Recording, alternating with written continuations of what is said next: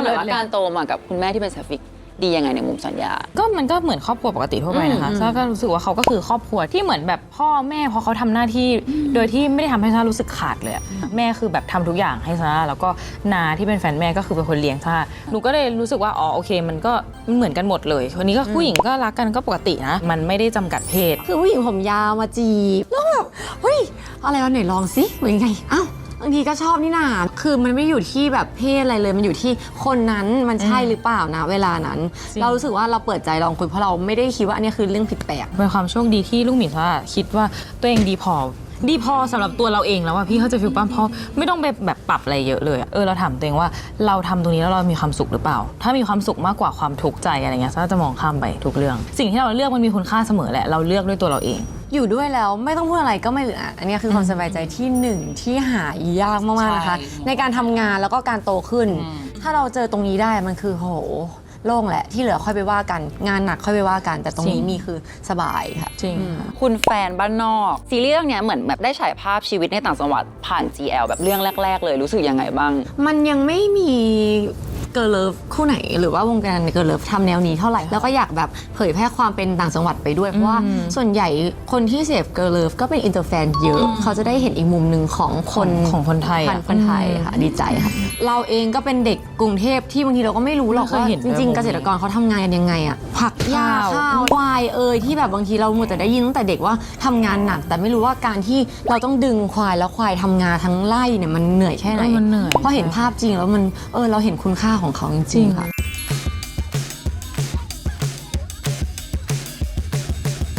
คุณกำลังอยู่กับรายการ 5 Me และนี่คือ 5 สิ่งที่ประกอบเป็นลูกหมีสัญญาคนที่โตขึ้นแล้ว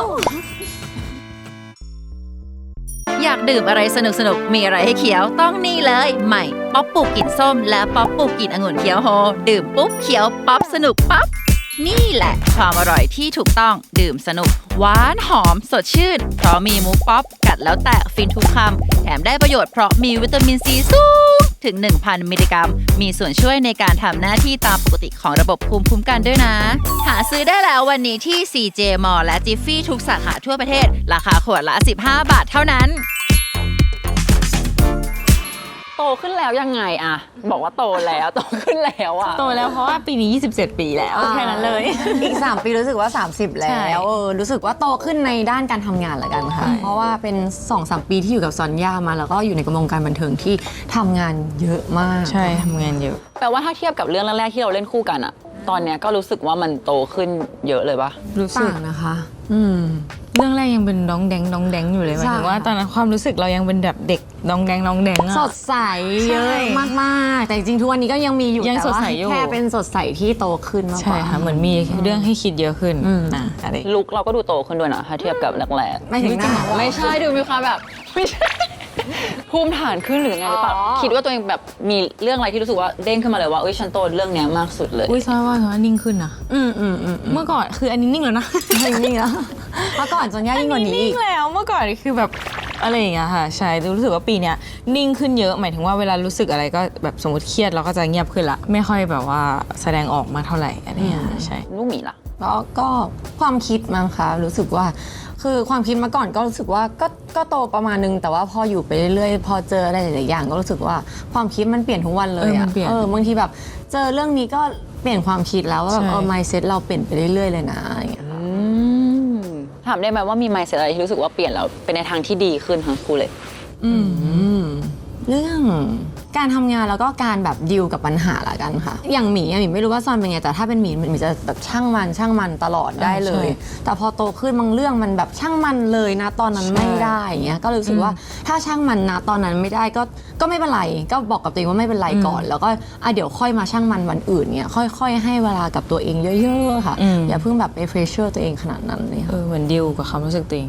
ของซอนก็คล้ายๆกันเรื่องการทำงานแล้วก็เจอคนเยอะอะไรเงี้ยค่ะบางทีแบบเราเหนื่อยมากๆแล้วก็ ก็ถ้าเป็นเมื่อก่อนตอนเด็กก็จะแบบหน้ามันก็จะออกเลยว่าอันนี้เราเหนื่อยใช่ แต่พอโตขึ้นปุ๊บอะซารู้สึกว่าเราเหนื่อยแหละแต่ว่าเราจัดการความเหนื่อยนั้นได้เพราะว่าเราทำงานไม่ได้ตลอด24 ชั่วโมงอยู่แล้วส่วนใหญ่แบบพอเราทำงานเราไม่ได้เหนื่อยคนเดียวค่ะมันก็จะมีทีมงานอะไรอย่างเงี้ยเวลาออกกองอะคือทำให้โตขึ้นมากๆเลยค่ะ หรือว่าพอเราเห็นบรรยากาศมากขึ้นก็เหมือนเราดิวกับตัวเองได้เก่ง ใช่ ขึ้น เหมือนแบบตอนแรกโอเคเราเหนื่อยแหละแต่พอเรามีเพื่อนรอบข้างที่เขาทำงานพร้อมๆกับเราแล้วเขาก็บูสต์ energy เราอยู่ตลอดมันก็หายเหนื่อยไปเลยค่ะ บูท ใช่บูท ซึ่งสองคนนี้เป็นคนบูทให้กันไหมเวลาไปทำงาน บูทเนาะ ใช่มันจะมีบางวันที่คนนึงดรอปคนนึงขึ้นคนนึงปกติอยู่แล้วแล้วแบบบูสต์ให้กัน introvert ใช่มันมีนะมันมีอยู่ บาง จริง วัน extrovert คือบางวันรู้สึกว่าโอเค energy วันนี้ดรอปไม่เป็นไรเดี๋ยวเพื่อนก็จะคอยแบบ ใช่ เอาใครมาแบบเก่งมากเลยฉัน ใช่ เป็นคนชม เก่งมากเลยวันนี้ผ่านไปอีกวันแล้วนะอะไรอย่างนี้เล ผ่านไป ย อีกวันแล้วลุงหมิง ใช่ซึ่งแบบการที่มีพาร์ทเนอร์มาบอกว่าแบบวันนี้ผ่านไปอีกวันแล้วตอนออกกองเสร็จอะมันรู้สึกแบบฟูลฟิลนะ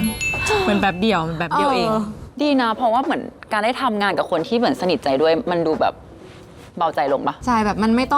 ต้องคิดอะไรเยอะว่าแบบจะทำตัวยังไงกับเขาเนาะรู้สึกว่าคือบางทีเวลาเรานั่งกับใครที่มันแปลกใหม่อะเรารู้สึกว่าเฮ้ยเราต้องชวนคุยไหมอะไรเงี้ยแต่หมีกับซอนเป็นแบบถ้าวันไหนอยากคุยก็เดี๋ยวคุยแต่ถ้าเงียบอะไม่ได้รู้สึกว่าอึดอัดนะ ใช่ รู้สึกต่างคนต่างอยู่กับโลกของตัวเอง คือรู้เลยว่าแบบโอเคเดี๋ยวแป๊บเดียว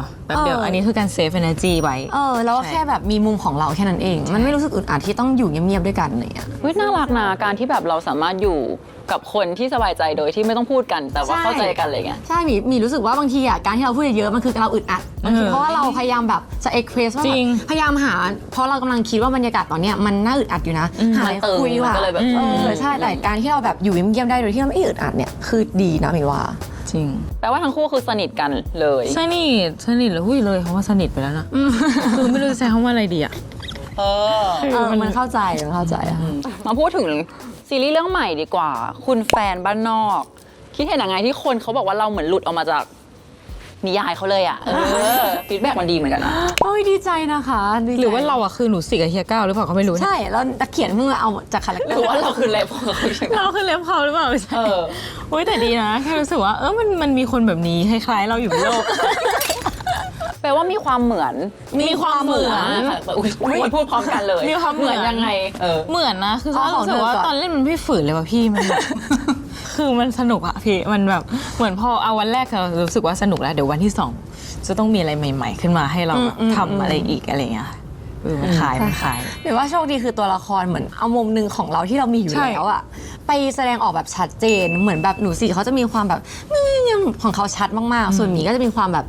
ตลกเบียวๆชัดมากๆ ด้วยความที่เราอะมีตรงนี้อยู่แล้ว แต่แค่บางทีเราอยู่กับแบบสังคม ใช่ เรา แล้วก็ จะ ไม่ค่อยได้มีมุมนี้ออกมาเยอะใช่ค่ะส่วนใหญ่ก็จะในแอป TikTok อะไรแบบ เวลาเราเล่นใช่ทางนั้นอะไรเงี้ยซะส่วนใหญ่แต่พอได้แสดงละครเนี่ยมันเหมือนโอ้โห20 กว่าคิวนี่คือไม่มีความฝืนเลย มีความแบบเป็นตัวเองสูงค่ะ ฟีลเหมือนเล่นละครแต่ว่าเล่นเป็นตัวเองอะไรอย่างเงี้ย ใช่ แต่จริงๆมันก็มีความเป็นตัวละครผสมเข้าไปด้วย ไม่ใช่ว่าเล่นเป็นตัวเองซะทีเดียวขนาดนั้น เดี๋ยวมันจะหลุดเกิน ใช่เดี๋ยวมันจะเกินไปหน่อย พี่ชอบอันหนึ่งที่พี่ไปอ่านคอมเมนต์มาเขาบอกว่าซีรีส์เรื่องเนี้ยเหมือนแบบได้ฉายภาพชีวิตในต่างจังหวัดผ่าน GL แบบเรื่องแรก ๆ เลยรู้สึกยังไงบ้างที่แบบมันเป็นเหมือนการปูทางอะไรใหม่ๆหน่อย ดีค่ะ เพราะว่าจริงๆ ตอนแรกที่เราฟังจากพี่ชอตเนาะว่าจะได้รับซีรีส์เรื่องนี้ก็ดีใจแล้วเพราะว่ามันยังไม่มีเกิร์ลเลิฟคู่ไหน หรือว่าวงการเกิร์ลเลิฟทำแนวนี้เท่าไหร่ก็รู้สึกว่าอยากคอมเมดี้สุดๆ ไปเลย ใช่ แล้วก็อยากแบบเผยแพร่ความเป็นต่างจังหวัดไปด้วย เพราะว่าส่วนใหญ่คนที่เสพเกิร์ลเลิฟก็เป็นอินเตอร์แฟนเยอะ เขาจะได้เห็นอีกมุมหนึ่งของคน ของคนไทยอะ คนไทยค่ะดีใจค่ะ ใช่แล้วมันเป็นแนวที่แบบเขาเรียกว่าอะไรทำให้คนเขารู้สึกว่ามันจับต้องได้ค่ะเพราะมันเป็นอะไรที่แบบเป็นเบสที่แบบมันมีอยู่จริงเลยอะไรเงี้ยค่ะแบบอาชีพนี้มีอยู่จริง แล้วก็สามารถหาได้ทั่วไปเลยมันเขาเลยแบบรู้สึกว่ามันดูเป็นเรียลไลฟ์มากอะไรเงี้ยค่ะเข้าถึงคนง่ายใช่ พอเราไปแบบอยู่เซตติ้งชนบทอะไรอย่างเงี้ยเนาะอาชีพที่ถูกชูขึ้นมาคือเกษตรกรเลยช่วยเล่าความแบบที่เห็นหน่อยจริงๆดีใจนะคะแล้วก็เราเองก็เป็นเด็กกรุงเทพที่บางทีเราก็ไม่รู้หรอก ไม่เคย ว่า เห็น จริง ด้วย ๆเกษตรกรเขาทำงานกันยังไงอะพอไปอยู่ตรงนั้นน่ะเราอาจจะไม่ได้ทำเป็นเขา100%แต่ว่าเราไปอยู่ในโลกของเขาอยู่ในที่ของเขาแล้วก็พยายามใช้ชีวิตแบบเขาอะรู้สึกว่าเฮ้ยเราเห็นคุณค่าของเขามากขึ้นนะในการแบบ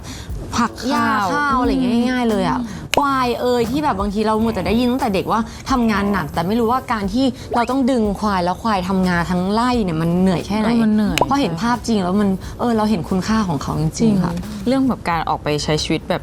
กลางแจ้งโดยที่ไม่มีร่มอะไรเงี้ยหนูก็รู้สึกว่าเขาต้องใช้ความอดทนที่มันสูงมากๆแบบเราอยู่แบบวันนั้นแค่แบบ2-3 วันเรายังรู้สึกว่าร้อนเลยแต่ว่าเกษตรกรเขาแบบอยู่แบบตลอดทั้งปีตลอดชีวิตของเขาเลยอะไรเงี้ยจะรู้สึกว่ามันเห็นอีกมุมหนึงเหมือนกันค่ะสนุกดี ซึ่งลูกหมีซอนย่าเหมือนได้เข้าไปพูดคุยกับคนในท้องถิ่นตรงนั้นด้วยไหม ใช่เจ้าของที่ที่เราไปเช่าโลเขาถ่ายอยู่ก็คือเป็นคนขับซาเล้งรับส่งซาร่ากับหมีค่ะเข้าโลเคชั่นตลอดอะไรเงี้ยเขาก็แบบเฟรนลี่แบบน่ารักเป็นกันเองค่ะมากๆ หรือว่าแบบตลาด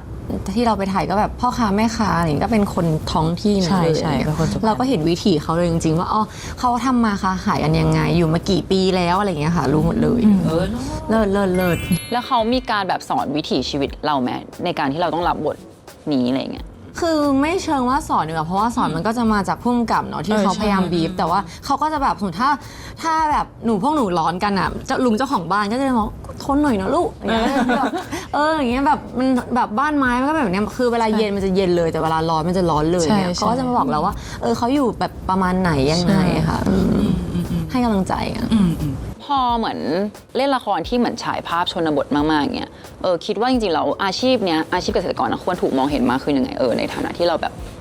มีเสียงที่จะพูดตรงนี้อะไรเงี้ยก็จริงๆหมีเห็นด้วยมากๆเลยที่จะถูกมองเห็นขึ้นกว้างๆเพราะว่าหนึ่งคือ international fan เราเยอะมากหมีว่าเขายังไม่เห็นอีกมุมหนึ่งที่เป็นมุมน่ารักที่อยู่ในชนบทของบ้านเราเนาะอันนี้คือเป็นสิ่งที่ภูมิใจมากๆเลยค่ะที่จะนำเสนอเขาจะได้มองเห็นแล้วหนึ่งอย่างคือรู้สึกว่าบางทีเราดูซีรีส์ต่างประเทศอ่ะเขาจะคอย bias มาตลอดเรื่องแบบเครื่องดื่มของกินที่เที่ยวของเขามาตลอดแล้วเราก็เป็นหนึ่งในนักท่องเที่ยวที่ไปอินกับตรงนั้น เหมือนดูซีรีส์เกาหลีแล้วแบบ ใช่มันถึงเวลาที่เราอ่ะได้มีโอกาสทำตรงนั้นบ้างที่จะเป็นแบบซอฟต์พาวเวอร์ให้กับคนไทยบ้างทุกอย่างเลยนะฉะนั้นว่าแทบจะทั้งซีรีส์เลยมันมีความซอฟต์พาวเวอร์ความเป็นไทยอยู่ไหนจะข้าวไหนจะอะไรที่แบบให้เห็นว่าแบบกว่าจะได้ข้าวมาแต่ละอย่างอะไรเงี้ยแบบชาวนาเขาแบบทำอะไรบ้างอะไรเงี้ยค่ะแล้วก็รู้สึกไม่เคยมองนาสวยมาก่อนเลยเพราะหนูไม่เคยเห็นด้วยตาเปล่าแบบใกล้ๆขนาดนี้แล้วไปอยู่มาแบบ3 วันอะไรเงี้ยค่ะคือแบบมองแล้วแบบเฮ้ยสวยมากอันนี้คือมันสวยมากๆเลยอะไรเงี้ยแล้วก็แบบพอมองข้าวแล้วกว่าจะได้ข้าวแบบแต่ละถุงนี่มันต้องใช้แบบ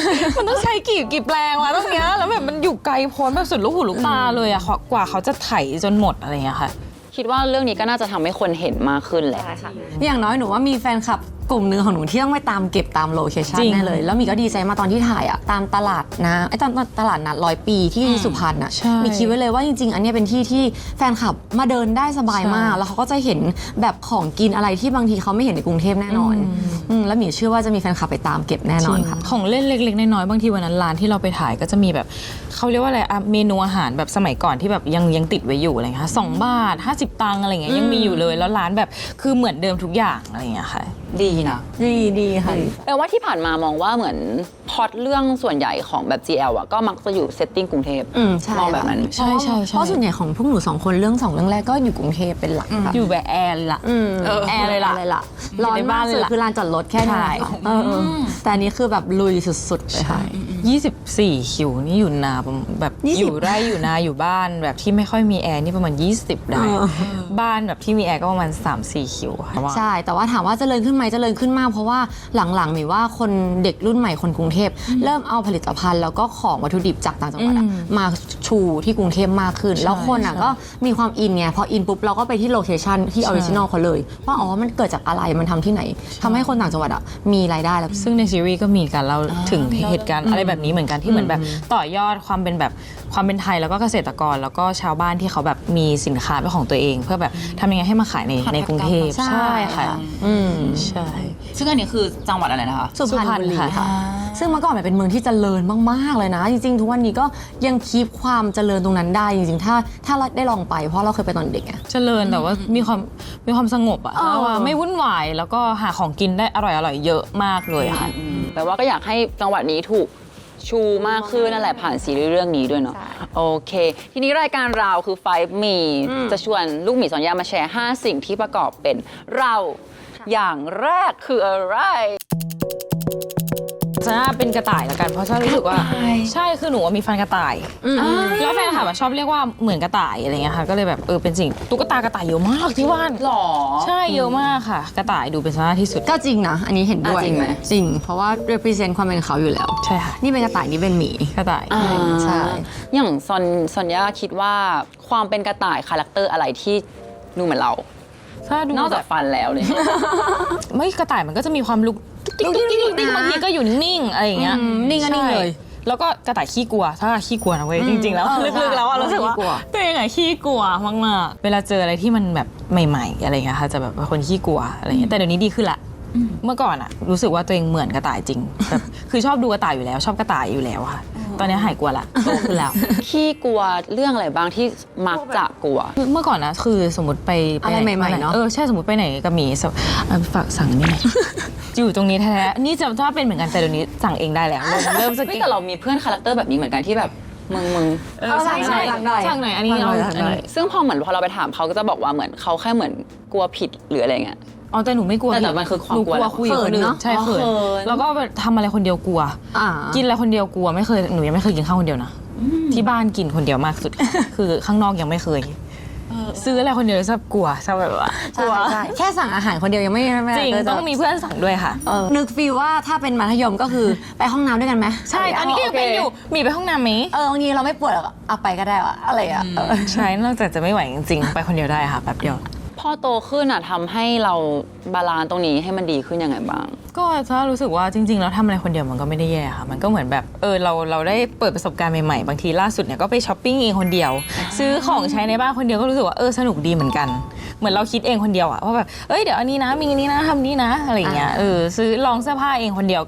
วก็มีแล้วก็รู้สึกว่าได้อยู่กับตัวเองดีค่ะ จุดไหนที่ทำให้รู้สึกกล้าไปแล้วอะเพราะตอนแรกบอกเรา มั มัน ไม่มันคือหมีมันก็ไม่ได้ว่างตลอดเวลา อ๋อก็คือเพื่อนไม่ว่าง ใช่บอกว่าชวนแม่แล้วล่ะแต่ว่าแม่บอกไปเถอะแม่ร้อนขี้เกียจไม่อยากอยู่บ้านฉันก็งั้นก็ไปคนเดียวไปทำเล็บคนเดียวเมื่อก่อนไปไม่ได้นะต้องมีเพื่อนมีทำเล็บพร้อมกันไหมอะไรอย่างงี้อันนี้ไปคนเดียวแล้วก็หนูก็เริ่มสนิทกับช่างทำเล็บแหละสนิทกับคนใหม่ง่ายๆช่างใหม่คุยได้หมดเลย คิดว่าข้อดีของการทำอะไรคนเดียวอะมีข้อดีอะไรบ้างอะทำทั้งคู่เลยนะ เพราะว่าแต่ละคนมันก็มีไลฟ์สไตล์ไม่ค่อยเหมือนกันสมมติซาแค่ไม่อยากให้หมีมานั่งรอซาหรือว่าแบบเสียเวลากับสิ่งที่ซาทำอยู่บางทีหมีอาจจะมีบางอย่างที่หมีอยากไปทำอะไรเงี้ยค่ะแต่ละคนมันก็มีสิ่งที่อยากทำแตกต่างกันอะไรเงี้ยค่ะหนูรู้สึกว่าพอทำอะไรคนเดียว เราเองก็ไม่ต้องเกรงด้วยเวลามีคนมารออะไรอย่างเงี้ยหนูรู้สึกว่าพอทำอะไรคนเดียวมันก็สบายนะใช่ไม่ต้องเกรงใจด้วยอะไรเงี้ยไม่ต้องเกรงใจหมี มันเหมือนกับแบบว่าคือหมีเป็นคนที่ทำอะไรคนเดียวมาตั้งแต่แบบเด็กๆแล้วเลยกินข้าวคนเดียวได้อ่านหนังสือนู่นนี่นั่นไปข้างนอกคนเดียวได้ชอบอะไรเงี้ยหนึ่งอย่างข้อดีคือ มันคิดครบจบเองอ่ะ ใช่มัน แบ ตัด บ สินใจฝึกตัดสินใจเอง ใช่มันจะแพลนว่าแบบวันนี้จะทำอะไรบ้างแล้วเวลาจะทำอะไรอ่ะตัดสินใจคนเดียวเลยปึ้ง ใช่ ปึ้งเลยมันจะไวทุกอย่างมันจะไว จริง วันหนึงมันจะทำได้หลายอย่างมาก เพราะว่ามันทำคนเดียวไง จริง ใช่ แต่มันก็มีข้อเสียมีว่ามันก็มีข้อเสีย มันจะทำอะไรเร็วมีจะเดินเร็วมีจะทำอะไรเร็ว เวลาไปเดินกับเป็นกรุ๊ปอะ ใช่ มีจะเดินนำตลอด เพราะแบบมีรู้สึกว่า มีคิดมาแล้วว่ามีจะทำอะไรบ้างอะไรเงี้ย ถ้าไม่มีอะไรมีก็จะแบบเดินไปเรื่อยเลย หรือว่ามีไม่ หายไปเลยอะ ใช่มีไม่มีฟิลแบบไปห้างแล้วเดินเล่นอะมีเรียกฟิลแบบไปห้างแล้วไปซื้ออะไร ไปทำอะไรก็พุ่งไปตรงนั้นเลย อะไรมีเป็นฟิลแบบนี้ค่ะ คือแค่รู้สึกว่าการอยู่เป็นกลุ่มอะมีว่าบางทีช้าลงหน่อยก็ดี ใช่ เราจะได้มีอยู่กับเพื่อนอยู่อะไรค่ะ เหงาด้วยถ้าเป็นคนเดียวนะคะ ข้อเสียคือเหงา เป็นคนขี้เหงาไหม ขี้เหงา ว่าขี้เหงา ขี้เหงา หนูเป็นคนขี้เหงาสมมติอาบน้ำบางทีโทรหาเพื่อนซะหน่อยโทรหาลูกหมีบ้างเดี๋ยวขออาบน้ำไปด้วยละกันนะนิดนึงใช้เวลาให้เป็นประโยชน์ค่ะใช่ มันขี้ เป็น เห คน งา ขี้เหงา ขี้เหงา ไม่ชอบความเงียบนอกจากว่าเหนื่อยจริงๆอ่ะหนูจะแบบรู้สึกว่าโอเคมันจะมีแว็บหนึ่งที่อยากอยู่คนเดียวเงียบๆอะไรเงี้ยแต่น้อยค่ะ น้อย alert ใช่ชอบอยู่กับคนอื่นมาก ชอบอยู่กับคนที่คนนู้นคนนี้มันทำให้เราดูวุ่นวายดีดูแบบแล้วดูแบบว่ามีสีสัน ก็ กึ่งตอนแรกอะรู้สึกว่าเป็น extrovert มากๆแต่พอทำงานปุ๊บรู้สึกอยู่กลางๆค่ะ หมีอะตอนแรกหมีสลับกันตอนแรกหมีคิดว่าอินมากๆแต่พอไปทำงานก็กลางๆเหมือนกัน ใช่กลางๆ เพราะว่าเราดันปรับตัวได้ไงพอปรับตัวได้ปุ๊บก็ไม่ได้อินขนาดนั้น ใช่ รู้สึก ไม่อิน ขี้เหร่ เอง ก็ได้ ขนาดนั้น ใช่แต่อยู่กับคนเดียวได้ไหมอยู่ได้ อยู่ได้ เลิศแล้วอย่างแรกของลูกหมีล่ะ ช่วงนี้ตลกมากอันนี้เอาเลยยา เป็นยาอะไรบ้าง วิตามิน วิตามินกินเยอะ เพราะว่าออกกองเยอะเราก็รู้สึกว่าหนึ่งมีผิวแล้วเดี๋ยวช่างหน้าบอกเธอกินอันนี้สิผิวจะได้สวยสักพัก กินเยอะแล้วผิวดีจริงนะคะ สมอง บางที อีกไหนจะเส้นผมที่มันหลุดร่วงไปทุกวันอีก แล้วก็ไหนจะหัวใจ หัวใจด้วยเหรอมีอะไรหัวใจคืออะไร หัวใจมีเส้นมีอันนี้เป็นหัวใจ หัวใจ นะคะแล้วก็ สูบ นี่ ฉีด ล่าสุดมียาช่วยย่อย ช่วยย่อยด้วย เพราะว่าเราเป็นคนกินแบบไม่ค่อยเป็นมื้อเรารู้สึกว่าบางทีก็อยากกินต่ออะไรเงี้ยก็เลยต้องมียาช่วยย่อยของญี่ปุ่นดีมากนะคะ ป้ายยาเวอร์ ไปยาเลยกินสัก3 เม็ด แปลว่าการพกยาไว้เยอะมันเหมือน ช่วยในแต่ละเรื่องที่ไม่เหมือนกันด้วยนะ ใช่ ในแต่ ใช่ ละวัน ค่ะ เลย เพราะว่าหมีว่าหมีกับซอนยาก็ทำงานเยอะนะ ใช่ แล้วถ้าจะเอาพึ่งตอนกินอย่างเดียวหมีเป็นคนไม่ได้กินครบขนาดนั้นในแต่ละวัน บางทีช้อยส์ในการเลือกกินก็ไม่ได้เยอะขนาดนั้นด้วยหมีว่าวิตามินก็จำเป็นมากสำหรับคนที่ทำงาน เหมือนมันเป็นรูทีนเวลาเรากลับบ้านแต่ของถ้าจะกินกลางคืนถ้าจะไม่ได้กินระหว่างวันก็เลยไม่ได้พกมาบางทีลืมอะไรอย่างเงี้ยค่ะ แปลว่าการทำงานในวงการลูกหมีมองว่าก็หนักถึงต้องบำรุงเยอะ หมายว่าเราใช้ร่างกายกันหนักแบบบางที ใช่ หมายถึงว่าแบบตื่นเช้ามาอย่างเช่นช่วงออกกองอะเนาะเจอแดดเจอฝนเจออะไรแล้วก็นอนน้อยค่ะแล้วต้องใช้สมองไปจำบทใช้ร่างกายไปแอคชั่นเท่ากับว่าเราใช้ทุกส่วนของร่างกายเลยนะ ในการทำหมีไม่รู้ว่าหนักแค่ไหน แต่แค่รู้สึกว่าพอยิ่งโตอะยิ่งอยากบำรุงตัวเองเยอะ มันจะกลัวนู่นกลัวนี่เยอะ วิตามินรวมซื้อประกันด้วยนะบอกเขาเลย ใช่ ซื้อประกันในวัยในซื้อกันเองค่ะซื้อประกัน ใช่ เพราะรู้สึกว่ามันจำเป็นอะ หนูมาแล้ว25โรคร้ายแรงหนูมา ประกันโรคร้ายแรงประกันสุขภาพประกันชีวิตอุบัติเหตุ ปีเนี้ยเป็นปีที่ซื้อประกันเยอะมาก ๆแปลว่าทั้งคู่เป็นคนวางแผน สุขภาพระยะยาวเหมือนกัน เห็นไหมโตขึ้นแล้วเห็นไหม โตขึ้นจริง แล้วซื้อประกันค่ะ คือมันจะมีวันที่แบบล่วงไปเลยอ่ะ ก็เลยรู้สึกว่าไม่อยากเป็นแบบนั้นไม่อยากดรอปแบบ คือแบบอยากทำงานได้ไงให้มันคีปพยายามที่สุดก็เลยรู้สึกว่าทำไงดีให้มัน1กินยาควบคู่2ประกันเกิดทำงานมาเยอะๆ แล้วต้องไปเสียเงิน ใช่เป็น ค่า ไข้ โรงพยาบาล เป็นไร ทำไงล่ะ แล้วถ้าฉันนอนลำบากทำไงล่ะ เอาไงดี เป็น ไม่ accident นะ ก็เลยแบบคิดเยอะค่ะ อยากนอนแบบโอเคจะได้ไม่ห่วงนี่ อย่างน้อยดีหน่อยใช่ ใช่ซื้อค่าชดเชยด้วยรายวัน เดี๋ยวเราหยุดแล้วทำงานไม่ได้ไง จะได้นอนโรงพยาบาลยังมีเงินเข้าอยู่ ใช่ ละหมื่นเลย แปลว่ามองว่าสุขภาพที่ดีเป็นพื้นฐานของทุกอย่าง จริง ถูกต้อง ใช่ค่ะ อันนี้ก็โตขึ้นนะจริงๆ โตขึ้นเนาะเพราะสุขภาพไม่ดีเราก็ต้องใช้เงินอยู่ดี เว้ยอันนี้จริง เพราะบางคนจะแบบอาจจะแบบรู้สึกว่ายังไม่อยากใช้เงินอะแต่ จริ ว่าง ถ้าเราไม่ดูสุขภาพแม่งก็ต้องใช้อยู่ดี นี่ไปเจอบทสัมภาษณ์หนึ่งมาเขาบอกว่าระหว่างสุขภาพกับเงินเลือกอะไร เรื่องสุขภาพ ใช่ นอ เพราะถ้าสุขภาพไม่ดีเราก็ต้องใช้เงินอีก ใช่แล้วถ้าแบบเงินมีแล้วสุขภาพไม่ดีเอ้านอนอีก ใช่ ก็เลยต้องบาลานซ์เนาะ ใช่ ใช่ ค่ะคือวันนี้ไปขอพรเมื่อก่อนจะขอให้แบบมีความสุขรวย ใช่เดี๋ยวนี้แบบขอให้หนูสุขภาพร่างกายแข็งแรงจริง ครอบครัวสุขภาพร่างกายแข็งแรง จริงเราไม่ได้เมนชั่นหนึ่งคนเดียวนะแล้วก็เจอหลังๆว่าจะปัญญพัฒน์วงศ์ เพราะว่าถ้าไปเดี๋ยว สรันพัฒน์พีเดอร์เซนและครอบครัวค่ะ ทั้งหมด เพราะว่าล่วงหนึ่งเดี๋ยวคนทำงานไม่ได้ไง คือนี่ขอพรมีชื่อด้วยกันตลอดใช่ ใช่เผื่อที่บ้านเผื่อซอย เพื่อใช่ขอให้สุขภาพร่างกายแข็งแรงนี่อันดับหนึ่งเลยนะไม่เจ็บไม่ป่วย ทั้งคู่เป็นคนคุยสนุกเหมือนกันนะนี่คุยสนุกอะมากกว่าสุขภาพดีแล้วอะสุขภาพใจก็ต้องดีด้วย สุดๆค่ะ สุขภาพ บาลานซ์ยังไงกับการที่ต้องทำงานแบบเยอะขนาดนี้ หมีว่าเรียนรู้แล้วกัน เพราะว่าสุขภาพจิตใจเนี่ยมันเป็นอะไรที่บางทีคาดเดาไม่ได้เลยว่าจะมา ใช่ มุมไหน เวไหนบางทีเราตื่นเช้ามาเราเจอกับปัญหาแบบอ้าวอันใหม่นี่หว่าไม่เคยเจอทำไงดีหมีว่ามันคือการเรียนรู้แล้วก็รับมือแล้วก็ปรับตัวใช่ต้องปรับตัวให้เป็นค่ะอย่าไปฟิกซ์ว่าแบบตอนเด็กคิดแบบนี้แล้วการแก้ปัญหาแบบนี้มันถูกอะตอนโตมันจะถูกเพราะสุดท้ายแล้วปัญหามันมาจากทั่วทิศทางเลยอะบางทีมันมาจากคนละคนมันมาจากคนละแบบอย่างเงี้ยเราไม่มีทางรู้เลยว่ามันคืออะไรต้องรู้จากการปรับตัวแล้วก็เรียนรู้มันค่ะ ใช่ของซ่าก็จะมีวิธีของตัวเองคือเติมน้ำตาลค่ะถ้าสมมติเราโอเคเรามีวิธีจัดการความรู้สึกซ่าก็จะรีลีสสิ่งที่มันอยู่ในหัวไปเสร็จสองคือต้องมีเยลลี่อยู่ในกระเป๋าใช่แต่วันนี้ลืมเอามาคือตอนแรกจะโชว์ให้ดูแล้วลืมเอามาเยลลี่ผสมน้ำตาลเคลือบน้ำตาลค่ะ น้ำตาลตกไปได้เนาะ ไม่ได้นะน้ำตาลตกคือดูออกเลย อันนี้โมปะเนี่ย ไม่นะ โอเค ไม่นะไม่ได้น้ำตาลตกนะคะ แต่ว่าเมื่อกี้ชอบที่บอกว่าแต่ละวันมีปัญหาต่างกันไปเรื่อยๆอย่างเงี้ยมีปัญหาไหนที่รู้สึกว่าชาเลนจ์เราบ้าง ถ้าเป็นปัญหาชาเลนจ์เหรอคะก็ คือปัญหาทางด้านจิตใจอะมีให้เลย ร่างกายไม่เท่าไหร่หรอก ใช่ คือเหนื่อยแค่ไหนนะนอน3ชั่วโมงยังสู้ไหวถ้าใจมันได้ ใช่ ถ้าวันไหนใจมันไม่ได้นะ มันทำงาน จริง แค่ไหนนะมันจะมีจุดที่แบบฮึบแล้วล่วงเลยเป็นแบบเป็นไฟเลย เพราะว่ามันจิตใจมันหนักกว่า จิตใจ แต่ว่า หนัก วิธีการแบบแก้ปัญหาของหมีบางทีก็หนึ่งเลยสมมติถ้ามันเป็นเรื่องงานเนี่ยคุยกัน ใช่ ถ้าเป็นเรื่องข้างนอกปัญหาข้างนอกกระทบเข้ามา เราสองคนคุยกันแหละว่าไงดีโอเควันนี้เป็นไงนู่นนี่นั่นเนี่ยโอเค อย่างน้อยสบายใจกับคนที่ทำงานด้วย อันเนี้ยสบายใจ1เปาะแหละ แล้วที่เหลือที่มันเป็นเรื่องถ้ามีครอบครัวเป็นเรื่องครอบครัว ใช่ อย่างเงี้ยค่ะ รู้คุยกับแม่เหมือนเพื่อนเลยอะทุกวันนี้สมมติใช่หนูกลับบ้านไปเราต้องเล่า เพราะถ้าไม่เล่าอะถ้าจะเก็บกลับบ้านแล้วมันจะระเบิดออกมาอะไรเงี้ยค่ะจนแบบมีครั้งหนึงคือทำงานเยอะจนแบบว่าไม่รู้ตัวว่าตัวเองเหนื่อยและเครียดมากอะไรเงี้ยก็แบบคุยกับแม่จนแม่บอกว่าเอ้ยอันนี้เครียดอยู่แบบมีอะไรเล่าให้ฟังเลยอะไรเงี้ยคือแบบถ้าจะ ไม่ใช่ไม่ได้เป็นอย่างนี้บ่อยอะคือมันจะพูดแบบแปลกๆเลยอะเขาก็จะเอ้ยเล่าให้ฟังแล้วก็เล่าเขาเงียบไปเลยเว้ยเพราะเขาไม่เคยรู้อะ เรามี ลูกฉันจะต้องออกแบบทำงานหนักขนาดนี้เหรอแต่ว่ามันไม่ได้หนักด้วยสภาพร่างกายค่ะมันหนักด้วยแบบเวลาเราทำงานเราเจอคนเยอะเราก็ต้องแบบมีเรื่องคิดยิบย่อยอะไรอย่างเงี้ยเป็นธรรมดาค่ะ มีโมเมนต์ไหนที่รู้สึกหนักไหมเครียดหนักอะไรมีไหม มีว่าเครียดหนักเหรอคะน่าจะเป็นช่วงที่สมมติถ้าช่วงไหนทำงานเยอะแล้วเจอกับ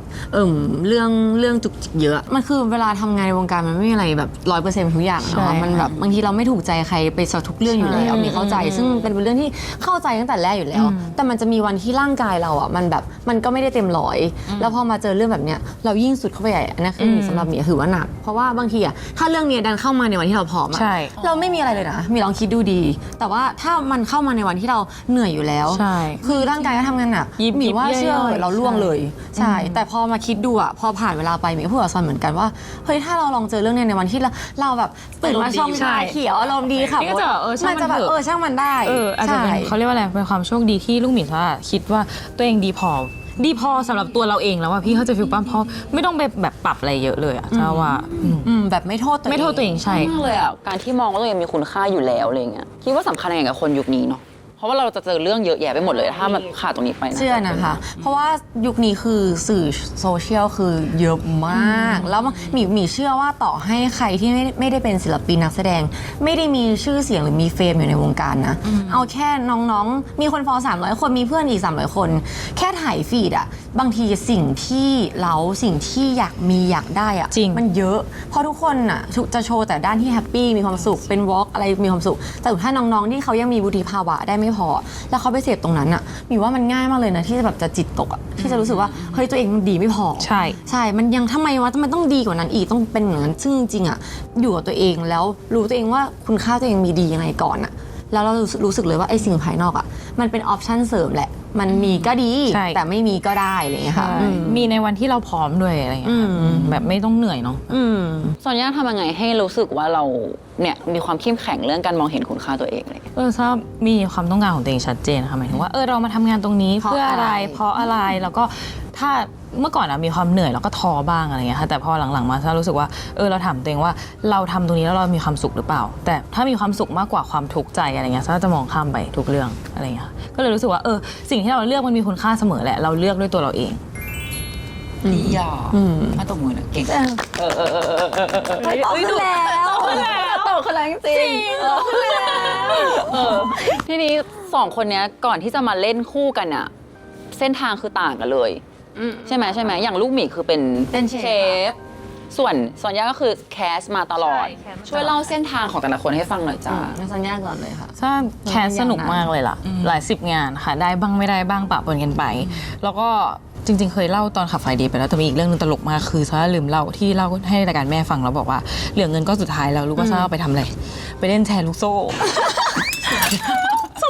มมติซาร่ามีเงินอยู่60,000นะหมี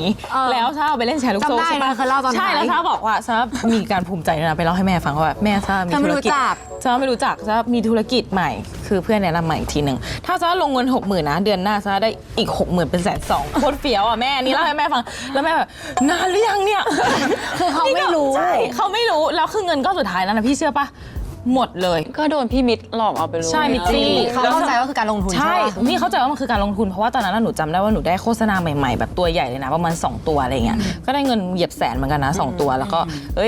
เจียดเงินสักนิดนึง60,000เหลือติดตัว40,000แต่ถ้า60,000เนี้ยฉันเอาไปเพิ่มพูนฉันได้หลักแสนปุ๊บทำไป2 รอบที่2ฉันไปเล่าให้แม่ฟังแม่บอกว่าไปเอาคืนมาเลยนะ ใครไปเอาคืนมาเลยนะพี่เชื่อไหม2 วันปิ้ว หายไปแล้วอย่างงี้ป่ะ ฉันไม่กล้าเล่าให้แม่ฟังเลยฉันบอกแม่แบบใช่ไหมล่ะ ก็บอกใช่แม่บอกเห็นไหมล่ะกูบอกแล้วทำไมไม่ฟังนี่ก็บอกว่าหนูไม่รู้บอกเมื่อทำไมไม่ถามเมื่อก่อนฉันโดนเป็นแสนเลยว่าอ้าว แม่ก็เคยโดน เสร็จปุ๊บคือสมัยนั้นมันอะไรมันง่ายมากอะพี่แล้วคือถ้าร้องไห้ไม่ออกเลยนะเอาจริงๆว่าตอนนั้นคือแบบได้แต่ช่างมัน คือแล้วเงินที่แบบเพิ่งได้มาพี่เป็นแบบคนแบบว่ากำลังจะสร้างตัวพี่ก็จะเสียดายแต่คือทุกวันนี้หนูก็แบบยังอยู่ในใจอยู่แหละเอาจริงๆ มันก็เลยแบบเป็นจุดเริ่มต้นที่ทำให้ซาร่าทำงานหนักขึ้นเพราะว่าอยากได้เงินก้อนนั้นแล้วกลับคืนมาไวๆอะไรอย่างเงี้ยค่ะแต่จากเหตุการณ์นั้นซอนย่าก็โตในแง่ที่แบบจะไม่ถูกพี่มิตรสั่งสอนแล้ว ไม่หลอกไม่ได้หรอกมาเหอะ เก็บปลายทางอ่ะ ใช่เก็บไปทางเท่าไหร่คะ80ใครส่งใคร จากไหนชื่อจากไหนพี่แอปไลน์80จนแบบวันนั้นเขานั่งคุยกับคนขับที่มาส่งแล้วเก็บปลายทาง เป็นนาทีจนแบบเฮ้ยแค่เก็บปลายทาง80 บาททำไมถามเยอะจัง คือ อะ ถ้ามีคนแบบเขาเรียกว่าอะไรสนิทนะกับพี่ขนส่งเดี๋ยวนี้จะเป็นเนี่ยวิษณุพี่วิษณุจากค่ายหนึ่งอะไรอย่างเงี้ยอันนี้จะรู้จักคนไหนมาใหม่จะจากไหนคะจากไหนส่งของจากไหนอะไรอย่างเงี้ยส่วนใหญ่ถ้าจะตัดเลยไม่มีชำระปลายทางค่ะ ซึ่งหลังๆมาก็คือถ้าชำระปลายทางคือมิดใช่ ก็คือมองว่าครั้งนั้นก็ทำให้เรามัดระวังขึ้นนั่นแหละ ใช่บัญชีม้าอะไรไม่มีนะคะหนูทำอะไรผิดอะไรพี่เดี๋ยวหนูแจ้งตำรวจเองพี่ไม่ต้องยุ่ง อะไรอย่างนี้เลยจบ จากเหตุการณ์นั้นก็ทำให้เราเหมือนชัดเจนในการทำงานหนัก ใช่ ขึ้นเรื่อย ตอนนั้นใจหายเลยนะวืบเลยอะแบบว่าตายแล้วเรียนมหาลัยจะตั้งใจจะเลี้ยงแม่ซะหน่อยโอ้โหหมดแล้ว100,000นี่คือสมมติกะได้นะคะให้แม่เลยไม่ทันได้ให้ คือจบไปในพริบตาเดียวเลยค่ะ ๆ ซึ่งเข้าวงการมาตั้งแต่อายุเท่าไหร่นะคะ จริงๆ หนูเรื่อยๆเลยนะตั้งแต่7 ขวบอะ โอ้ คืองานแรกที่จำได้อะประมาณ7 ขวบถ่าย MV แคสโฆษณาแคสมาเรื่อยจนแบบช่วงหนึ่งก็เรียนแล้วก็เหมือนการแข่งขันมันสูงก็เลยแบบหยุดแคสไปค่ะ แล้วก็กลับมาจริงจังอีกทีประมาณช่วงมหาลัยค่ะ ทำไมถึงมุ่งกับอินดัสทรีนี้ตั้งแต่7 ขวบนะ มันสนุกดีอะหมายถึงว่าจริงๆอะตอนเด็กๆเราไม่รู้หรอกว่าเนี่ยคือนักแสดงเราไม่รู้แต่ว่าพอไปทำงานจริงๆอะซาร่ารู้สึกว่าตัวเองอะชอบเจอคนเยอะจริงๆอะไรตอนเด็กๆอะคือแบบจอยมากแม่หนูก็แบบสนับสนุนเต็มที่เวลาไปออกกองโฆษณา1 ทีเนี่ยเขาจะมีกล้องฟิล์มของเขาถ่ายรูปเก็บไว้ทุกอย่างเวลาฉันอยู่ในกองถ่ายอะไรคือมีหมดเลยอะไรอย่างเงี้ยแบบว่าเก็บไว้วันหนึ่งกลับมาดูเราก็จะสนุกเนาะตอนเด็กๆเราทำงานแบบเป็นตั้งแต่เด็กๆเลยนะอะไรเงี้ยจนพอโตมาเห็นในทีวีแล้วเราก็รู้สึกว่าเราอยากอยู่ในนั้นบ้างใช่เพราะว่าที่ผ่านมาเราอยู่แต่ในโฆษณาเรายังไม่เคยเล่นละครเลยอะไรอย่างเงี้ยค่ะ แล้ววันนี้ก็ได้เล่นสนใจ สนุกแฮปปี้นะ ดีใจด้วยแล้วอย่างลูกหมีล่ะตอนแรกเป็นเชฟสาว มาได้ไงอ่ะงงเหมือนกัน ยังไงล่ะ ทุกวันนี้งงเหมือนกัน เอา แบบคือแบบหมีต้องพูดว่าแบบชีวิตหมีมันแบบไม่รู้ว่าหมีว่ามันมีดวงให้มาทางเนี้ยเพราะว่าหมีอ่ะเป็นคนไม่ชอบกล้องไม่ชอบเจอกับคนเยอะๆถามว่าอยู่ได้ไหมอยู่ได้ แต่ว่าถามว่าขนาดไหนไม่เลยพยายามมีคนแบบมีโมติดต่อมาให้ไปแคสไปทำนู่นทำนี่ก็แบบก็หนีออกมาตลอดรู้สึกว่าแบบไม่ใช่ทางอ่ะชอบอยู่ในครัวดีกว่าเหนื่อยเหมือนกันนะเหนื่อยคนละแบบแต่ว่าอยู่ได้นานด้วย แล้วก็เลยลองทำมาหลายอย่างมากจนมาถึงช่วงมหาลัยครั้งแรกเลยที่รู้สึกว่า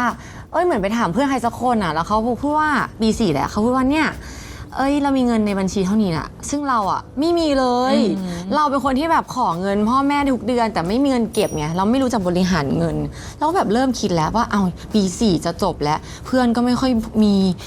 รุ่นพี่ก็ไม่ค่อยสวัสดีแล้วใครจะคบกูวะเนี่ยแล้วแบบคือนึกในใจเลยอ่ะทั้งที่เราเป็นดาวนะแต่ว่าเป็น ดาวมหาลัยนะคะ เป็นดาวโดยแบบโดนบังคับเพราะว่าเขามาขอแบบเป็นเถอะเป็นให้พี่หน่อยแล้วก็เป็นให้พอตื่นเช้ามาคิดสิ่งนั้นได้สวัสดีทุกคนในมอเลยสวัสดีค่ะสวัสดีค่ะสวัสดีค่ะชื่อลูกหมีนะซึ่งจริงๆเขารู้จักเราแหละแต่ว่าเขาทักทายเรามาตลอด3 ปีเราเป็นคนไม่ทักเขาเอง จนถึงเวลาเราปรับเราเปลี่ยนเลยพอเปลี่ยนปุ๊บมีโมเข้ามาเลยไปแคสงานสิ ชื่ออะไร ให้เปลี่ยนชื่อหนู เปลี่ยนชื่อ จากลูกหมีที่พ่อแม่ตั้งมาอยู่แล้วเป็นแป้งปุ่น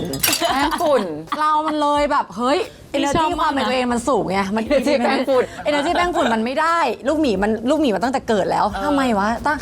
กลับไปถามคุณพ่อว่าพ่อไม่ชื่อลูกหมีมันไม่ดีหรออะไรเงี้ยพ่อบอกก็ดีแต่ว่าหนูโดนเปลี่ยนเป็นแป้งฝุ่นเพราะเขาบอกว่ามันจะได้จดจำง่ายเท่านั้นแหละเรารู้สึกว่า แต่จำได้ถึงวันนี้นะคือ complete แป้งฝุ่นเนี่ย เราก็เลยแบบเอาออกดีกว่าคือหมี เปลี่ยน ตอนเด็ก ตัวเอง หมีมีความเอาแต่ใจดีนี้คืออะไรที่มันเปลี่ยนความเป็นตัวตนหมีเยอะหมีจะไม่ทำสังเกตละเพราะหนึ่งคือพ่อแม่ไม่ค่อยบังคับในการทำอะไร อยากให้เรียนอะไรเรียนไม่ชอบออกมา ก็เลยรู้สึกว่าแค่เปลี่ยนชื่อแต่ว่าสำหรับบางคนแค่เปลี่ยนชื่อแต่สำหรับหนูอะคือชื่ออะไรเงี้ย สำคัญ สำคัญค่ะ แต่ตอนแรกคือทำเชฟเป็นเชฟเลยป่ะคะ ก็คือเรียนแล้วก็เคยทำเชฟด้วยค่ะ แล้วก็มาเป็นเชฟส่วนตัวคือทำทุกอย่างเลยที่แบบเกี่ยวกับเชฟเลยเลยค่ะแต่ว่าก็รู้แหละว่าวงการเชฟอ่ะคือสำหรับหมีอะจุดท้ายหมีคืออยากมีร้านอาหาร แต่มันก็ไม่ได้มีง่ายๆไงมันคือพอเริ่มคิดได้ว่าตอนเด็กๆคิดแค่ว่าเดี๋ยวขอเงินพ่อเงินแม่มาเปิดร้านอาหารจบแล้วไฟไดนิ่งนู่นนั่นแต่พอเริ่มปี4เริ่มคิดได้ว่าเฮ้ยมันง่ายขนาดนั้นเลยเหรอการขอมาก็ไม่ได้แปลว่ามันจะไม่เจ๋งแล้วสักพักหนึ่งงั้นขอตั้งตัวก่อนไปหาอะไรทำแล้วก็เก็บเงินเพื่อที่จะทำดีกว่า ตอนนั้นคิดแค่นั้นเลยค่ะ แต่ก็เลยหาเงินเพราะตั้งใจจะมีเจตนาหาเงินปุ๊บทางมหาลัยอ่ะให้เราไปถ่ายโฆษณายิงแอดสื่อของเขาอะถ่ายแค่รูปนิ่งเนี่ย600 บาทอ้าวหาตังค์ได้นี่หว่าหน้ากูเฮ้ยหน้าที่มันไม่ได้ผ่านการทำอะไรอ้วนๆใหญ่ๆยิ้มแบบเนี้ยหาตังค์ได้600 บาทถ่ายแป๊บเดียวเองเอ้ยดีใจบอยบอกแม่ว่าได้หาตังค์ได้600เริ่มแล้วกลับมาเปิดร้านที่บ้านแบบออนไลน์ปุ๊บอันนั้นร้านอาหารก่อนนะคะแล้วก็มีคนติดต่อให้เป็นนางแบบเสื้อผ้าก็เลยรับไปด้วยควบคู่ไปด้วยได้เงินไปด้วยแล้วก็ เอาการเปิดร้าน ถูกต้องค่ะก็วิ่งงานเลยตอนเช้า ก็คือ ทำอาหาร ทำ2 อย่างเลย ใช่ เป็นเชฟกับอีกอย่างไป ถูก ด้วย ต้องเพราะว่าถ่ายงานไม่ได้ทุกวันมันมีแค่แบบมัน4 วันต่ออาทิตย์อันนี้คือเยอะแล้วนะ4 วันปุ๊บอีก3 วันเปิดร้านอาหารตุ๊บอย่างเงี้ยทำไปเรื่อยค่ะจนเชนติดต่อมา จนมาได้เป็นนักแสดงเต็มตัว ใช่ค่ะ แล้วรู้สึกยังไงแบบที่เราต้องชิฟการเป็นเชฟมานี่ หรือนี่ตอนนี้ก็ยังทำเชฟอยู่ ก็มีบ้างค่ะก็ยังมีบ้างแต่ว่าไม่ได้รู้สึกว่าอึดอัดขนาดนั้นแรกๆอาจจะใช่แต่ว่าหลังๆก็อย่างที่บอกมีรู้สึกว่ายิ่งโตขึ้นอ่ะยิ่งปรับตัวง่ายอ่ะมันยิ่งดีมีไม่รู้ว่าดีกับใครไหมแต่สำหรับมีอ่ะคือมันจะทำให้มีอยู่กับคนง่าย แล้วก็ทำงานง่ายแล้วก็รู้สึกว่าไม่อยากเป็นภาระใครรู้สึกว่าเฮ้ยลองเป็นแบบนี้ก็ได้ไม่มานั่งแบบคึมคนเดียวเดี๋ยวคนอื่นบรรยากาศอึดอัดอ่ะเราก็คงอึดอัดเราก็เลยแบบงั้นลองดิแบบหน้ากล้องเหรอเอาขอให้ไม่อายไว้ก่อนก็ได้ แต่ว่าจะทำอะไรเบอร์ก็ช่างมันละกันอะไรอย่างเงี้ยใช่แต่ว่าทำไปก่อนโดยที่ไม่กลัวอย่างเงี้ยค่ะคืออย่ากลัวสำหรับเมีย แปลว่าหมีเป็นคนไม่ได้ฟิกกับอาชีพใดอาชีพหนึ่งขนาดนั้น ใช่ค่ะไม่ได้ฟิกจากนั้นเคยเป็นแอร์โฮสเตสอยากเคยเป็นนู่นเป็นนี่เรียนศิลปกรรมแต่ว่าไปตอบครูในชั้นทั้งแบบชั้นอ่ะคนอื่นตอบว่าจิตรกรรมศิลปากรนู่นนี่ชั้นแอร์โฮสเตสค่ะ เลิศ แล้วก็เลยแบบตอบเองมั่นใจเองสักพัก ก็ไปเป็นแอร์ กลับบ้านงงเฮ้ยอยากเป็นแอร์แล้วทำไมมาอยู่ตรงนี้ลาออกเลยลาออกจากศิลปกรรมยังไม่เป็นแอร์ อ๋อยังด้วย ใช่คือแบบอะไรอย่างเงี้ยชีวิตชอบอย่างเงี้ยคิดเลยทำเลยเนี่ย แล้วอย่างซอนย่าเป็นคนฟิกไหมอย่างนี้คือเขาแบบวาไร ก็ไม่ฟิ ตี้ กนะซาก็เรื่อยๆ ตอนแรกอะซาคิดเลยว่าถ้าโอเคโอกาสสุดท้ายของซาแหละถ้าไม่ได้คงจะไปสมัครแอร์เหมือนกันใช่ค่ะแต่ก่อนหน้านั้นซาก็เรียนเยอะเหมือนกันนี่ก็อยากชอบวาดรูปแม่ส่งเรียนวาดรูปชอบเต้นไปเรียนเต้นเรียนร้องเพลงเรียนอะไรไม่แบบเรียนไม่จบทุกอย่าง คือหมายถึงว่าทำได้หลายอย่างแต่ว่าไม่ได้เก่งซะทุกอย่างอะไรอย่างเงี้ยค่ะใช่แต่หนูก็ไม่ได้ แต่มัน ฟิ ดี ก นะ ไม่ได้ฟิกว่าถ้าสุดท้ายแล้ววงการนี้มันสุดทางของเราแล้วมันอาจจะไม่ใช่ทางของเราซะก็มี second plan ของตัวเองว่าโอเคเดี๋ยวคงจะไปเป็นแอร์อะไรอย่างเงี้ยค่ะใช่ แปลว่าทั้งคู่เชื่อในเรื่องของจังหวะชีวิตเหมือนกันไหมที่ทำให้เรามาเจอกัน เชื่อมาก ยังไง เชื่อ บ้าง มากเชื่อมากแล้วก็รู้สึกว่าจังหวะชีวิตเป็นอะไรที่แบบเฮ้ยแบบบางทีมันแบบเฮ้ยจริงๆมันเหมือนจะไม่ใช่เรื่องจริงแต่มันเป็นเรื่องที่แบบบังเอิญจริงๆอะไรเงี้ยแต่ว่าก็เชื่อในเรื่องของแรงดึงดูดด้วยนะกฎแรงดึงดูดที่แพลนด้วยอะไรเงี้ยมีเชื่อว่าถ้าเราเชื่อในสิ่งนั้น ใช่ มันเกิดขึ้นได้ จริง แน่นอน ตอนเด็กๆอยากแบบมีภาพตรงนี้ป้ายนี้อะไรเงี้ยแล้วก็แบบคิดมาตลอดทั้งที่แบบเป็นเด็กนอกนี้ไม่มีอะไรอยู่ในครัวมันคิดได้ไงว่าตัวเองเป็นเชฟแล้วจะไปอยู่ที่ป้ายแล้วนะมันไม่มีเลยแต่แค่รู้สึกว่าวันหนึ่งบอกกับแม่ตลอดว่าเนี่ยเดี๋ยวจะขึ้น BTS นะเดี๋ยวจะขึ้นนี้นะแล้วแม่ก็งงว่าเป็นแค่นางแบบแล้วทำงานในครัวอยู่ จะเอาเวลาไหนไปขึ้น สุดท้ายแล้วมันมีอะไรอย่างเงี้ยมีก็เลยเชื่ออะไรแบบนี้ตลอดเนี่ย ซอนย่าล่ะ ของถ้าก็เหมือนกันถ้าแบบคิดตลอดแหละคือแม่เขาก็ซัพพอร์ตเราอยู่แล้วในทุกอย่างที่ซาทำอะไรเงี้ยแต่คิดว่าเขาก็จะเป็นห่วงเล็กๆก็แบบแล้วถ้าจะคิดหรือยังว่าถ้าไม่ได้จะเป็นยังไง เพราะเรา ไม่ได้ แคส จะ มาเยอะ ทำยังไง เนอะ ใช่เราแคสมาเยอะซาก็แบบไม่ได้ไม่เป็นไรแม่ซาเสียใจอยู่แล้วแหละคนเรามันเสียใจแต่ซาจะไม่เสียดายเลยที่มาขนาดนี้แล้วงั้นซาก็ขออีกรอบถ้ารอบนี้ไม่ได้ซาจะไม่ทำให้แม่เป็นห่วงซาจะไปสมัครงานจริง ๆ เลยอะไรเงี้ยแต่มันดันได้ไงพี่มันได้มันได้เพราะเราเชื่อว่าเราทำได้ ใช่ มันต้องได้ใช่ คือมันใช่มันเหมือนคำเฉยๆเนาะแต่มันจริง แต่มัน ว่ะ มันต้องได้คือถ้าเราเชื่อว่าเราทำได้อะ มันก็ คือหนู ได้ เดินออกมา เหรอวะ แบบเดินออกมาจากห้องแคสแบบว่าถ้าไม่ได้ไม่เป็นไรเลยแต่ ใช่ ว่าเราต้องได้แล้วล่ะ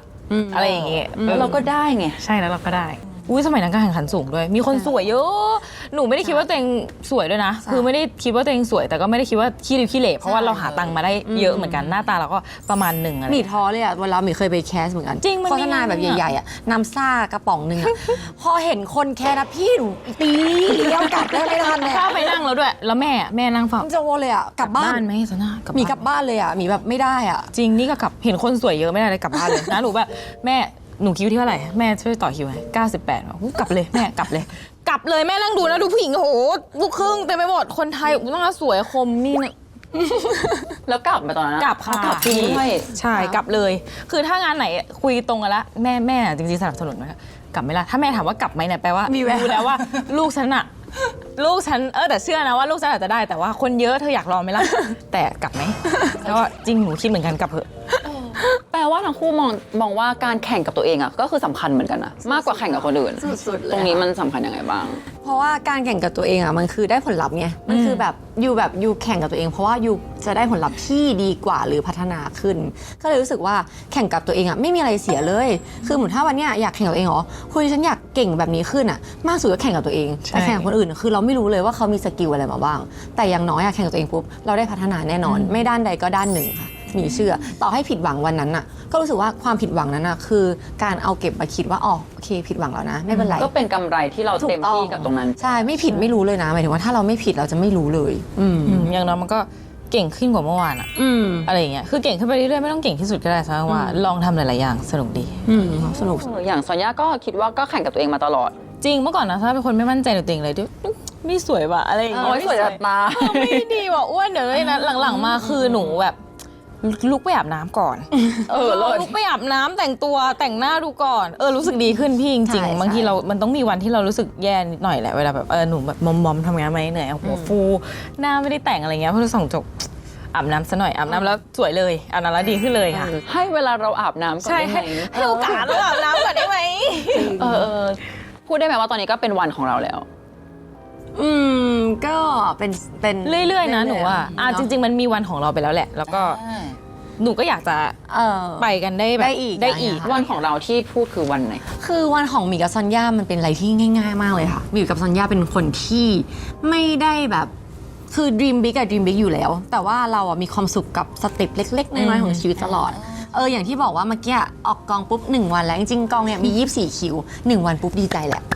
ะเต้นเป็น1ท่าดีใจ ดีใจละ อย่างเงี้ยมัน ท่อง คือ แดร์ล็อก อะ หนึ่งซีนที่มันยาวมาก เก่ง หมีเมื่อกี้แล้วคือถ้าผ่านซีนได้คือเลิศเก่ง แค่นี้ มันก็เลยเป็นบอกว่าเป็นวันของเรามันมีทุกวันเลย เพราะว่ามันอยู่ที่เรามองค่ะบางทีแบบความสุขมันง่ายมากเลยนะ อยู่ที่ว่าเราหาไหมแบบบางทีแบบตื่นเช้ามาอย่างเงี้ยเมื่อก่อนหมีจะแบบเฮ้ยวันนี้อากาศดีสักผ้าดีกว่ามันมีอยู่จริง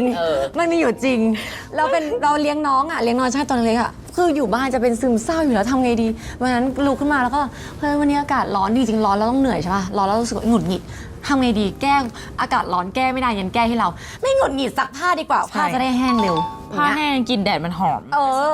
ปรากฏจิตเลย จริงอย่างเมื่อเช้าถ้าตื่นเช้าแล้วต้องตื่นมาตึกเช้าอยู่แล้วล่ะก็ตื่นประมาณแบบ6:50อาบน้ำปุ๊บเวลาเหลือเราทำเลยว่าชงกาแฟกินชงกาแฟกินเองเพราะว่าเพิ่งได้ให้ของขวัญวันเกิดเป็นเชื่อชงกาแฟจากที่บ้านมาชงกาแฟกินเองแล้วเวลาเหลือด้วยคุณพี่มันเลิศมันเลิศตรงนี้แหละ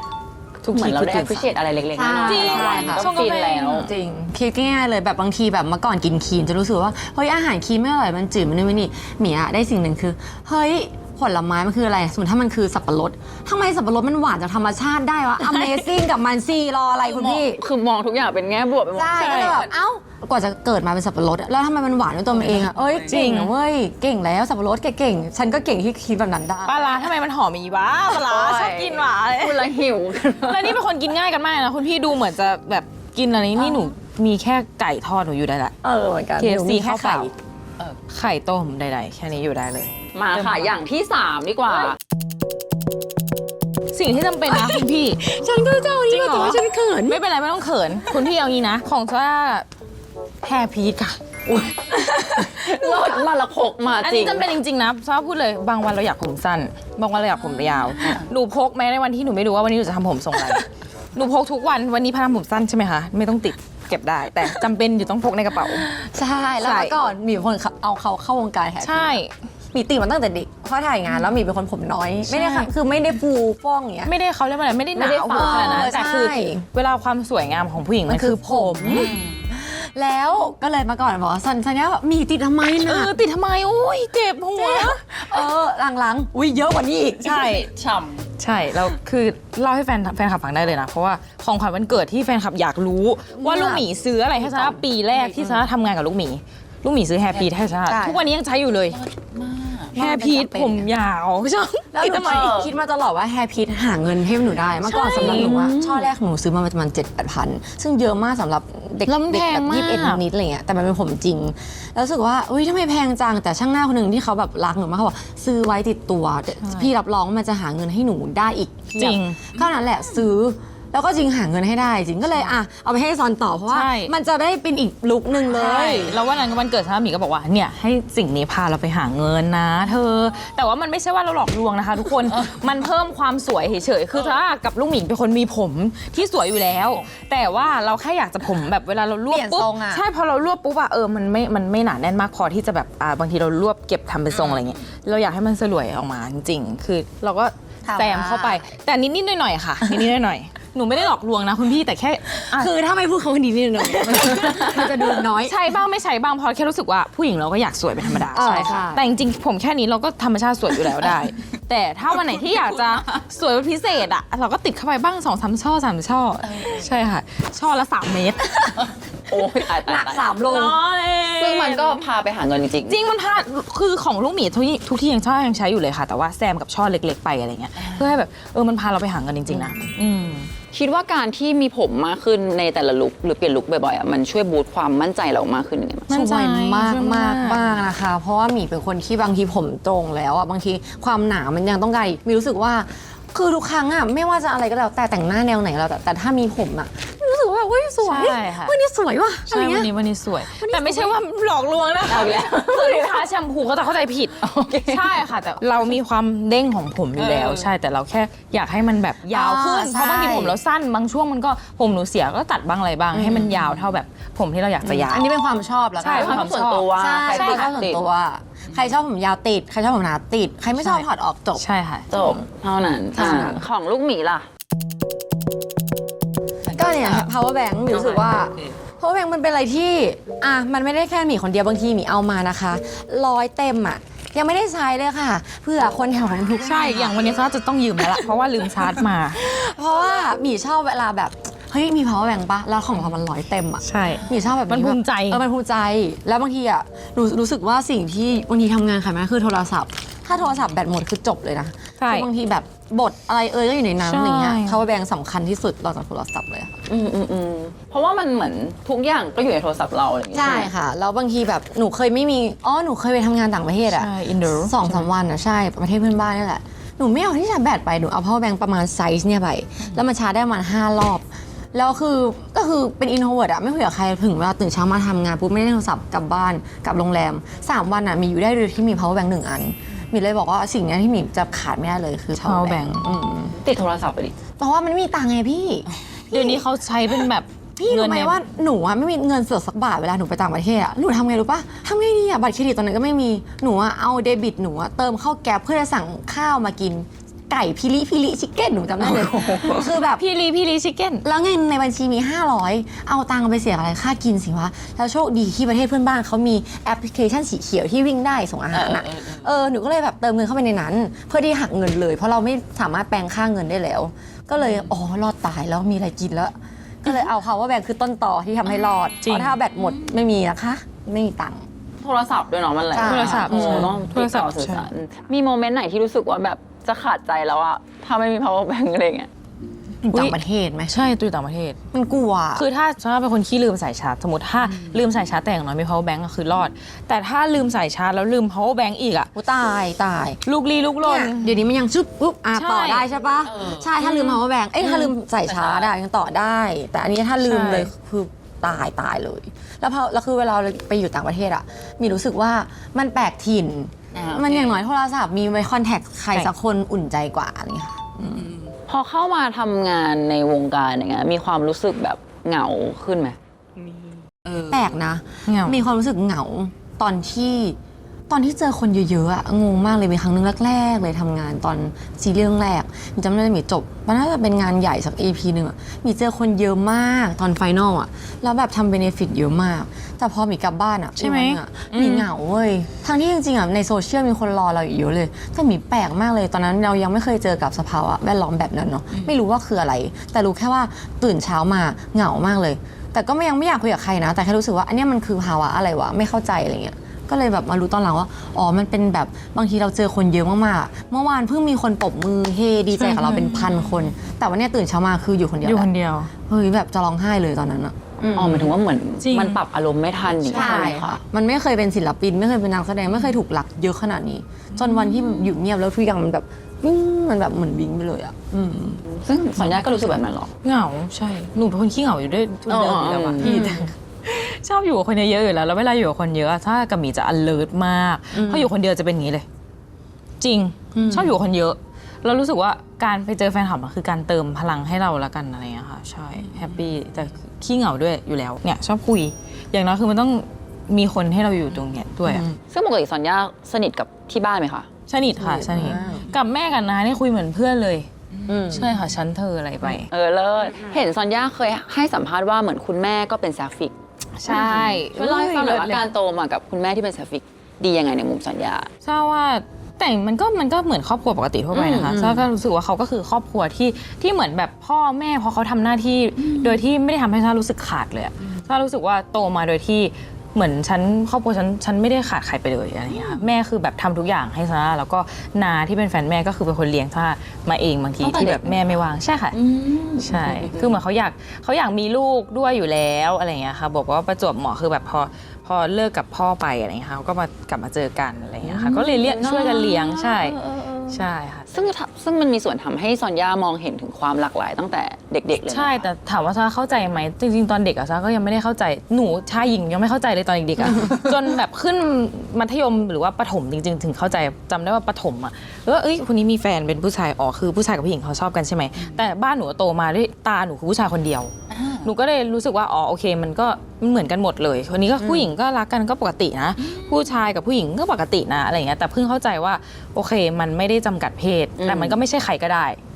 มันต้องเป็นคนนี้สมมติคนนี้เท่านั้นว่ะพี่อะไรเงี้ยไม่ใช่ว่าหนูจะชอบผู้หญิงทุกคนหรือว่าหนูจะชอบผู้ชายทุกคนมันก็ไม่ใช่ใช่ค่ะ มันคือคนนั้นน่ะเนาะ ใช่มันคือต้องเป็นคนนั้นอะไรเงี้ย แต่ข้อดีมันก็ทำให้เห็นเนาะว่าเราสามารถเขาเรียกอะไรมองเห็นความรักในครอบครัวที่แบบใกล้ชิดเราได้ สนิทมากนะจริงๆสนิทกับแม่คือฉันเธอแบบอะไรอย่างเงี้ยเลยเล่าทุกอย่างเจออะไรมาบ้างในชีวิตวันนี้ ก็ทำให้เราโตยิ่งโตก็ยิ่งเปิดกว้างเรื่องแบบเรื่องเพศเรื่องอะไรไปด้วยเนาะ อุ้ยหลากหลายมากบ้านซ่านาซ่าน้องสาวแม่ก็เป็น LGBTQ ค่ะก็คือมีสามีอะไรอย่างเงี้ยก็คือหนูโตมาแบบโดยที่หนูแบบหลากหลายมากก็เลยรู้สึกว่ามันคือ เป็นปกติ ใช่มันคือปกติแล้วก็แบบทุกคนก็คือเหมือนกันเลย แล้วเราก็เติบโตมาได้ด้วยความอบอุ่น ใช่ นี่ก็อยากเป็นแม่ นี่ก็อยากเป็นแม่ นี่ก็อยากเป็นแม่ อยากเป็นแม่กันหมดอยากเป็นแม่น้าหนูว่าอยากเป็นแม่นะแม่คนที่สอง เลิศแม่ ทุกวันนี้เป็นเพื่อนค่ะ แล้วอย่างลูกหมีเองก็เคยให้สัมภาษณ์เหมือนกันว่าเราเป็นคนไม่จำกัดเหมือนกันในเรื่องเพศอะไรเงี้ยช่วยเล่ามุมมองให้ฟัง คือผู้หญิงผมยาวมาจีบโอ้โหแล้วเราสภาพเราแม่กว่าเขาอีกบางทีอะแล้วแบบเฮ้ยอะไรวะไหนลองสิเป็นยังไงอ้าวบางทีก็ชอบนี่นามีคนเทคแคร์ดูแลแต่อย่างที่บอกมีเคยให้สัมภาษณ์ไปในขับไปเดย์โชว์เหมือนกันว่า คือมันไม่อยู่ที่แบบเพศอะไรเลยมันอยู่ที่คนนั้นมันใช่หรือเปล่านะเวลานั้น เรารู้สึกว่าเราเปิดใจลองคุยเพราะเราไม่ได้คิดว่าอันนี้คือเรื่องผิดแปลกแล้วก็คุยแต่ว่าเราคุยไปนานๆมันไม่ชอบเพราะอะไรอ๋อไม่ชอบเพราะว่าเราไม่เคยมีคนมาทรีตเราแบบนี้แล้วเราอาจจะชอบเป็นคนทรีตก็ได้อย่างเงี้ยโดยเนเจอร์เราบางทีอะไรเงี้ยเราก็รู้สึกว่าโอเคอันนี้ไม่ใช่แต่มันไม่ได้เป็นเพราะเพศแต่มันเป็นเพราะคนหรือเปล่า มันเป็นนิสัยแล้วมากกว่าค่ะว่า นิสัย ส่วนใหญ่ คนใด เวลา คนหนึ่ง เราตัดสินใจคุยกับคนใดคนหนึ่งเพราะว่ามันไม่ได้อยู่ที่เพศแต่ก็เพิ่งมารู้เหมือนกันว่าเอ้ยผู้หญิงมันสวยเนาะพี่แบบว่า บางทีเราก็รู้สึกใช่มันสวยว่ะอะไรอย่างเงี้ย แต่บางทีมองผู้หญิงสวยแล้ว ใช่หรือว่าชอบนะใจสั่นดีอะไรอย่างงี้ทอมเทิมอะไรได้หมดผู้ชายปกติเหมือนกันนี่มองผู้ชายหล่อคนนี้หล่ออะไรอย่าง เป็น เงี้ย เรื่องปกติมาก ใช่เป็นเรื่องปกติ ชมได้ไม่ผิด ก็เราจะชอบใครก็ชอบได้หมด ผมยาวสวยเนาะชอบกดไลค์ผู้หญิงนะ โอเค ทีนี้เราเริ่มสนิทกันแล้ว ค่ะ เราเป็นเพื่อนกันหรือยังคะ เป็นเพื่อนแล้วเป็นเพื่อนละ เป็นเพื่อนเลย เป็นรุ่นพี่เป็นน้องเป็นเลยหมดเลย เป็นน้องแล้วกันเนาะใช่ ก็จะเข้าสู่ช่วง Friend with me นะคะ เป็นช่วงใหม่ที่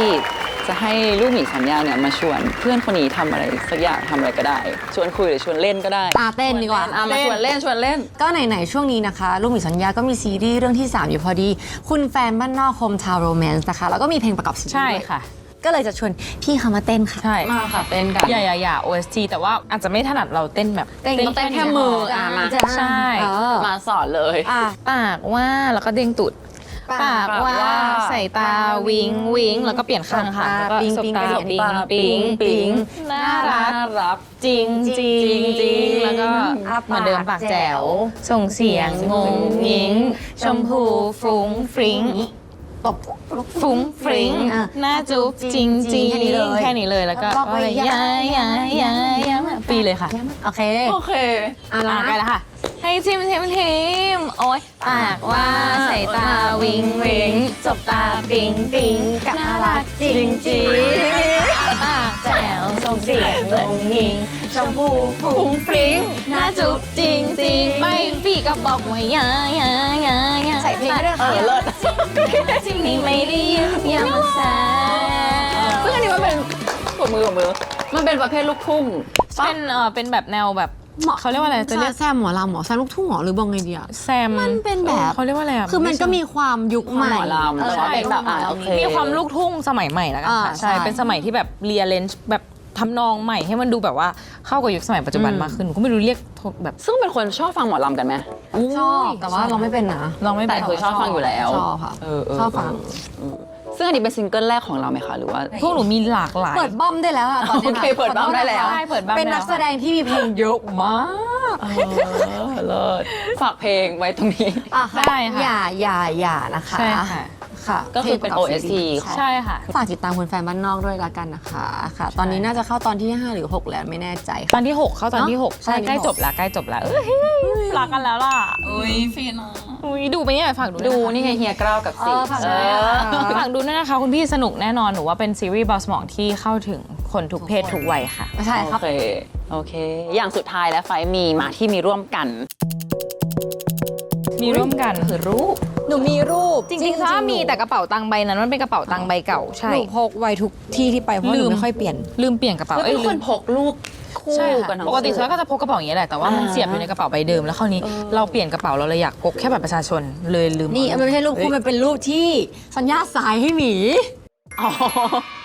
แต่ซาก็มีรูปหมีแล้วก็มีรูปคู่ ที่ใส่ เต็มกระเป๋าเลยแบบนี้ ใช่ แหละ อย่างเงี้ยหมีจะมีแค่ เป็นแฟน รูป benefit คู่ ส่วน อะไร ตัว เงี้ย ค่ะ ที่ fan ใส่ benefit ให้หมีน่ารักมากนะคะฉันเป็นแฟนเบเนฟิตแบบ ใช่ พิเศษนะคะ แฟนเบนฟิต เพราะว่าของซอนย่าก็มี มี เหมือนกันแต่เขาไม่ได้เอามา มีรูป ใช่ คู่กันเยอะมากที่บ้านอ่ะ ใช่ค่ะเป็นบอร์ดเลยค่ะ ขอตั้งหน่อยนะ ทำไมถึงเลือกสิ่งนี้มาเป็น5มีอย่างที่ ซาว่ามันเป็นอะไรที่ เติมเต็ม ใช่แล้วซาชอบเก็บรูปพอลารอยด์อยู่แล้ว มันเป็นแบบมูดน่ารักสมมติถ่ายรูปลูกค้าอย่างเงี้ยค่ะ อันนี้น่ารักหนูขอได้ไหมเนี่ยขอเก็บไว้ อืม เป็นคนชอบเก็บรูปกับหมีอะเยอะมาก เยอะกว่ารูปแบบ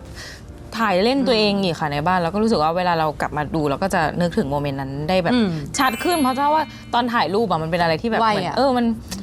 มันเป็นช่วงเวลาที่เราจะจดจำได้ดีมากๆเลย 5ที่เราพกกันไว้อย่างเงี้ยแปลว่ามองว่าเรามีความทรงจำดีๆร่วมกันเยอะ เยอะเยอะเยอะ มันแล้วก็หนึ่งอย่างก็คือความสบายใจแล้วกันอะไรเงี้ยใครจะมาเอาลูกคนอื่นมาใส่ในกระเป๋าตังค์ตัวเองถ้าไม่สบายใจอ่ะมันก็ความสบายคืออย่างน้อยหยิบขึ้นมาก็อ๋อคนนี้อะไรอย่างเงี้ย จริง ไม่ ถ้ามี รู้สึ ทุ แบ ก บ ช่วงเลยมิ้งแต่ปีแรกพกอยู่แต่ว่ากระเป๋านั้นมันใหญ่ไม่ได้เอามา คือพกกันเยอะมากเลย แล้วก็รูปเวลาจากงานเราก็เก็บมาเยอะ อยากให้เล่าถึงความสบายใจที่ทั้งคู่มีต่อกันอ่ะคนนี้ถึงคนนี้คนนี้ถึงคนนี้ก่อน ก็อย่างที่บอกความสบายใจของหมีกับซอนคือ อยู่ด้วยแล้วไม่ต้องพูดอะไรก็ไม่อึดอัดอันนี้คือความสบายใจที่หนึ่งที่หายากมากๆนะคะ ใช่ ในการทำงานแล้วก็การโตขึ้น อืม มันจะเป็นฟิลแบบเนี้ยไม่ค่อยมีค่ะน้อยมาก เพราะว่าเราเจอคนใหม่เรื่อยๆเลยเนาะ อืม แล้วการทำงานแบบเนี้ยมันคือการที่แบบอยู่ด้วยกันทุกวันน่ะ อืม ถ้าเราเจอตรงนี้ได้มันคือโหโล่งแหละที่เหลือค่อยไปว่ากันงานหนักค่อยไปว่ากัน แต่ตรงนี้มีคือสบายค่ะ จริงของซาก็ไม่ค่อยเขาเรียกว่าอะไรเป็นตัวเองแบบ1,000,000%เลยละกันคือมันไม่มีตรงไหนที่หนูจะต้องกลัวว่าหมีจะมาคิดกับซายังไงแล้ว แล้วก็หมีก็เหมือนกันซาว่าเราแบบเป็นตัวเองแบบด้วยกันเลย มีอะไรเราคุยกันทุกเรื่องอะไรอย่างเงี้ยค่ะคือแบบซามีข้อเสียตรงไหนซาก็แสดงให้หมีเห็นเลยอย่างเช่นแบบหนูขี้งอนขี้น้อยใจอะไรอย่างเงี้ยบางทีก็เอาแต่ใจไปบ้างอะไรอย่างเงี้ยซาก็พูดตรงๆหมีก็ไม่ได้แบบว่า ไม่ได้จัด ใช่ไม่ได้จ้าเพราะแต่ละคนมันก็จะมีแบบอุปนิสัยส่วนตัวที่มันต่างกันหนู ใช่ เองอะ ค่ะ ไม่ชอบให้อะไรเงี้ยก็จะพูดกันตรงๆอะไรเงี้ยใช่ แปลว่ามองว่าถ้าเราเจอใครสักคนที่อยู่ด้วยแล้วสบายใจเนี่ยแม่งสำคัญมากๆเลย โอ้สุดๆค่ะมันสุดๆเหมือนเราเจอแฟนเลยอะสมมติถ้า ท้องร้อง ถ้าแบบหนูหมีว่าเวลาคนเรามีความรักอะถ้าเจอใครสักคนที่อยู่ด้วยแล้วสบายใจอะนั่นคือเหมือนบ้านนะเหมือนบ้านอะมันคือสถานที่อะมันคือแบบโอ้ยเลิศอะอยู่กับคนนี้แล้วแบบ เลิศ เลิศออกไม่ถูกแต่มันสบาย ทั้งคู่มองถึงเขาเรียกมีมุมมองเรื่องความซื่อสัตย์กับตัวเอง แล้วก็กับคนรอบข้างยังไงบ้างนะพออยู่ในวงการเลย คือหมีเข้าใจนะว่าคำว่าซื่อสัตย์กับตัวเองอะ เป็นยังไงเพราะหมิวรู้สึกว่าการไม่โกหกตัวเองอะคืออะไรที่ true ที่สุดแล้ว be จริง true to yourself ก่อนเลยแบบบางทีแบบถ้าหงุดหงิดโอเคหงุดหงิดนะยอมรับนะ ไม่โกหกนะวันนี้หงุดหงิดโอเค วันนี้แบบซึมรับนะว่าตัวเองวันนี้เป็นอะไรคืออันนั้นคือสเต็ปแรกของการยอมรับผิดทุกอย่างเลยหรือว่าการยอมรับตัวเองก่อนเพราะว่าก่อนที่เราจะยอมรับตัวเองอะคือเราต้องรู้สึกก่อนว่าโอเคเรารู้สึกแบบนี้ซื่อสัตย์กับความรู้สึกตัวเองไม่โกหกว่าเฮ้ยวันนี้จะแบบเมลว่าตัวเองแฮปปี้อะมันไม่ใช่อะไรเงี้ยเมื่อก่อนเคยเป็นอย่างนั้นแล้วรู้สึกว่าเหมือนเราไม่ได้เซฟใจตัวเองมากพอเหมือนว่าเราคิดถึงคนอื่นเยอะเกินไปใช่ แล้วเราจะเหนื่อยใจภายหลัง ใช่ถามว่าเราคิดถึงคนอื่นไหมซ่ากับหมีมีพื้นฐานในการเห็นอกเห็นใจคนอื่นอยู่แล้ว แต่ว่าหลังๆมาพอซ่าแบบรู้สึกอะไรสักอย่างหนึ่งเราก็รู้สึกว่าเราต้องพูดออกไปไม่งั้นมันใจเรามันก็จะแย่เองอะไรอย่างเงี้ยอย่างนี้มีอะไรอยากฝากถึงคนที่เขารักเราอย่างแบบแฟนๆบ้างโหยหมีว่าแฟนๆหมีสัญญานะคะมีทุกแบบคือเดี๋ยวนี้ไปไกลถึงแบบนาเธอร์แบบทวีปแล้วอะก็รู้สึกว่าแบบจะมาจากหลากหลายที่นะคะแล้วก็มีหลากหลายเพศมากหลากหลายวัยมากๆเลยรู้สึกว่าหนึ่งอย่างบางทีแฟนๆอะน่าจะเป็นเหมือนลูกหมีสัญญาเมื่อก่อนแหละที่แบบกลัวการออกไปข้างนอกเนาะกลัวการไปเจอคนกลัวการเข้าสังคมแต่หมีเชื่อว่าหมีกับสัญญาก็เป็นหนึ่งในเหตุผลที่แบบบางทีเขามาฟังอะเขาก็ออกมาใช่หนึ่งคือหมีดีใจนะเขาอาจจะติดบ้างแต่เขาแบบออกมาเราเขาออกมา เขาบอกว่าเขามีเพื่อนเยอะมากเพราะว่าการที่ได้รู้จักลูกหมีสัญญามันทำให้เขาว่ามีเพื่อนเป็นเบสตี้แบบเยอะมากๆเลยใช่ฉันก็แฮปปี้เวลาที่แบบว่ามีแฟนคลับเราแบบไปไหนไปกันไปไหนไปด้วยกันตลอดอะไรอย่างเงี้ยค่ะก็รู้สึกว่าการออกมาใช้ชีวิตแบบให้มันสนุกไปเลยใช่แบบไม่เสียดายเลยใช่จะได้ไม่เสียดายเพราะช่วงเวลาหนึ่งเพราะว่าถ้าเราทำงานจนเราเครียดเกินไปแล้วเราไม่ได้บาลานซ์ชีวิตส่วนตัวเราให้มันแบบแฮปปี้อะไรอย่างเงี้ยมันเสียดายเสียดายเนาะถ้าเราโมแต่มีแต่ความทุกข์อะไรอย่างเงี้ยใช่อย่างนั้นซ่ากับหมีก็ดีใจที่ซ่ากับลูกหมีเป็นหนึ่งเหตุผลที่ทำให้เขาออกมาข้างนอกใช่น่ารักอะแฟนๆใจฟูแล้วนี่น่ารักเขามีเพื่อนกันเองแล้วนะคะจริงมีพี่มีฝูงเขาไปปาร์ตี้นะคะใช่เขามีปาร์ตี้เขารวมพลเราเป็นแฟนกันไหมมีไหมมีอุ้ยเลิศเขาชอบมาขิงนะเขาชอบมาแบบมีแฟนนะเนี่ยนี่แล้วใครมีแฟนลองไปหาในด้อมหนูใช่มีหมดนะคะคุณพี่หล่อเลยเป็นพื้นที่หาแฟนมากโอเคค่ะฝากผลงานหน่อยค่ะก็ฝากติดตามซีรีส์ของเราด้วยนะคะทางช่องวัน31ค่ะคุณแฟนบ้านนอกโฮมทาวน์โรแมนส์ค่ะออนไปแล้วนะคะตอนนี้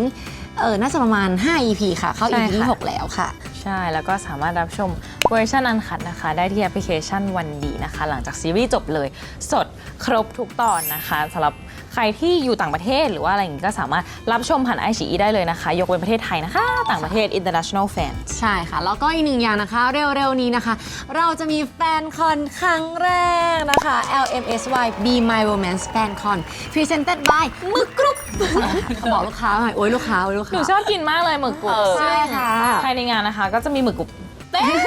นไปหมดอยู่กับลูกหมีชาแนลนะคะแล้วก็บอกเลยว่าแฟนคอนนี้นะคะเป็นแฟนคอนครั้งแรกของพวกเราด้วยนะคะยิ่งใหญ่อลังการมากๆอะไรที่ไม่เคยได้ทำก็จะได้ทำอะไรที่เคยทำแล้วมันก็จะไปสุดยิ่งกว่าที่เคยทำอีกนะคะเต็มรูปแบบเลยใช่ฝากด้วยนะคะบัตรน่าจะเหลือไม่เยอะแล้วถ้าตอนนี้ออนที่ไทยทิเก็ตเมเจอร์นะคะก็ใครอยากกินหมึกกรุบแล้วก็อยากเจอลูกหมีสัญญาก็ไปเจอกันที่แฟนคอนใช่ค่ะแล้วก็เดี๋ยวเร็วๆนี้จะมี Final Episode นะคะก็ติดตามบัตรแฟนคอนเรามีแบบมีร้านแล้วก็มีแบบไลฟ์สตรีมด้วยนะคะ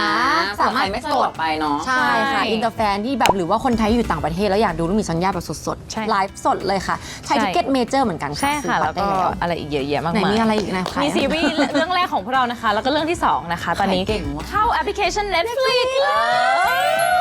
นี่เป็นอะไรที่ตื่นเต้นและคอมพลีทชีวิตหนูมากเลยคือการที่แบบคือมันเวอร์ไวด์แล้วแบบคนทุกประเทศสามารถรับชมได้แล้วหนูก็รู้สึกว่าฟีดแบ็กในการลง Netflix มันเป็นอะไรที่แบบว่าเวอร์ไวด์มันดีมากๆเลยดีใจที่มีคนเห็นพวกเราเยอะมากขึ้นนะคะฟีล global เมาโคตรเก่งเลยวะโอเคค่ะฝากลูกหมีซอนย่าแล้วก็ฝาก 5 Me ด้วยนะคะ EP น่าจะเป็นใครก็ฝากติดตามเลยจ้าใช่ค่ะฝากพี่เขาด้วยพี่เขาโสดนะคะพี่สวัสดีค่ะ